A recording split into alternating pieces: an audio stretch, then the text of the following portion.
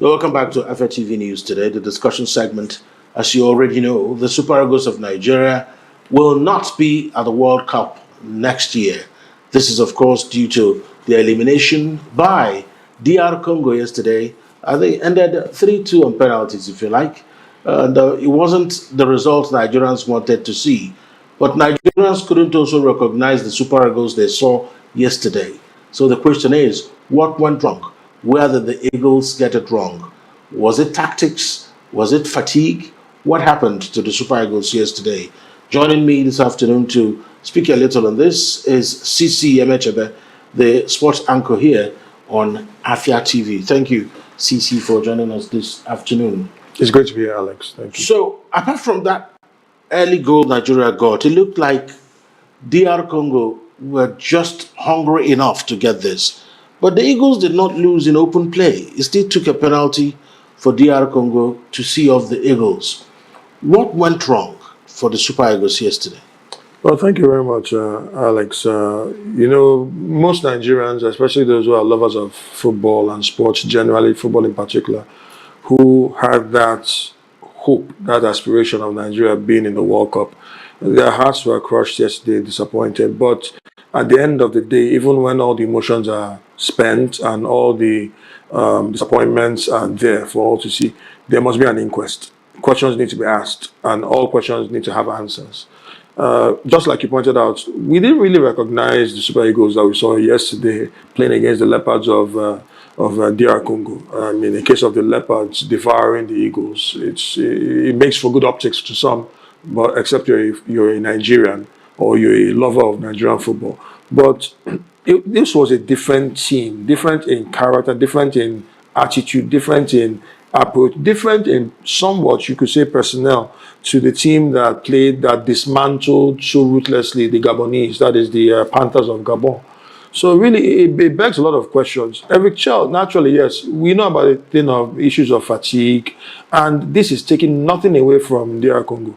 Obviously, if you check it, generally, they wanted it more. They wanted that result more. They had enough motivation, and there was even talk about their federation through the presidency offering them some very, very substantial amounts of money to ensure that they get to the final. And like somebody, this is just an aside, somebody was talking about the shock, the disappointment, not disappointment, rather the shock of DR Congo upsetting the indomitable Lions of Cameroon in the build-up, in the semi-finals of the playoffs. But for me, I wasn't shocked because Cameroon were just out of sorts. DR Congo were determined, very resolute, solid defensively, offensively they were adept.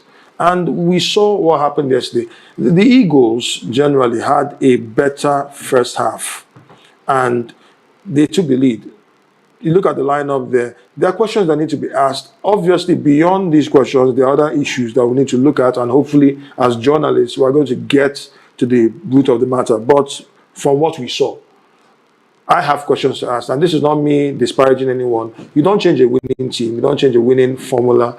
And as much as I admire Eric Chell, and for me, it's only an unreasonable person that will be calling for the head of Eric Chell, because we know how bad Nigeria's situation was. But some Nigerians are already calling for his sack. I'm sorry to say, but those are very unreasonable Nigerians. Very unreasonable. Where were you when Nigeria had 3 points from the first 4 games in the FIFA World Cup qualifiers with 2 managers? This is Jose Bizarro and then the Finidi George. 3 draws and 1 defeat. So Eric Chell has not lost. Of course, no, you call a penalty shootout a loss, but technically it's not a loss. It was a draw, a 1-1 draw in full time before we went to the dreaded penalty shootout. But if you check it very well, he's done marvelously well, and I think he needs all the supports to get to the World Cup, to the Afcon. Afcon is starting on the 21st of December and stretching on to the 18th of January. But you're looking at the team. That was the team selection. I'm not trying to undermine or maybe run down any of the players. But for instance, what was Semi Ajayi doing starting alongside Calvin Bassey? When was the last time he played alongside Calvin Bassey? Why wasn't Benjamin Fredericks there? Because if you check it, for instance, that equalizing goal, you look at someone like Alex Iwobi, who was rather lightweight, very fantastic player, solid player, but not physical enough, and he was exploited on the flank. He was exploited there, and then Sadi Bakambu ran the whole length there, and then squared the ball in there for Mishak Elia to score. Then you could see that this man, that's Ndidi, the captain of the night, Wilfred Ndidi, was very, very slow to react, and that's what led to that equalizing goal. If Benjamin Frederick had been there, or a more upwardly mobile defender, particularly for Benjamin Frederick, I don't think that goal would have come in there. So really, when you check a number of things there, the starting lineup, some other players that were there, Lookman, for me, this is my own opinion. Yes, he's the reigning African Player of the Year, but you're only as good as your last game, and his last game has not been the best. He had no business being on that pitch after 30 minutes. That's the reality on ground. So many questions to ask, so many things to look at, but at the end of the day, we succeed together, we fail together, we learn together, and then we move forward. So the next bet right now is get ready for the African Cup of Nations, and then also get ready for the next World Cup qualifiers, because we can't just hang our heads now. Okay, now, so very quickly, because I have a couple of minutes to go. Okay. Is Nigeria the only country in Africa where the highest goal scorer from the league never makes the national team? The best defender in the league, local league, never makes the national team. The best midfielder in the league never makes the national team. It looks like it's only in Nigeria it happens. Yeah, it's safe to say that that's the case. And, that's what we're talking about, the issue of home-based players being integrated. The truth is, if you are playing a tournament in Africa, don't you think it is necessary to incorporate players from your league in the tournament? Because at the end of the day, there are games that you need the dogged fighting spirit of those who play on the continent. Yes, Alex, you're opening up a new can of worms, because that is an issue that has been overflogged and overflogged. Ideally, in Siena climes, that's meant to be the situation on ground. But normally, you see, like we saw, I talked about it during the Wafu B tournament, that Nigeria lost so woefully in the group stage, lost to Senegal, the defending champion, then the defending champions 1-0, and they were brutally dismantled by Sudan 4-0. Now, what does the Wafu B tournament talk about? What does it say? That's the African Nations Championship. What does it really show the world? Because those are home-based players. It shows you the quality of your league. Nigeria did not come to the party because the Premier League, the MPFL... Is it? Are you sure that's what it shows? Or that some people decide that the best players will never be selected? Is that the problem Nigeria has? The problem of not selecting the best players? Because people can push this around, but at the end of the day, if you don't select the best footballers from your league, you're painting your league in a light that is not good.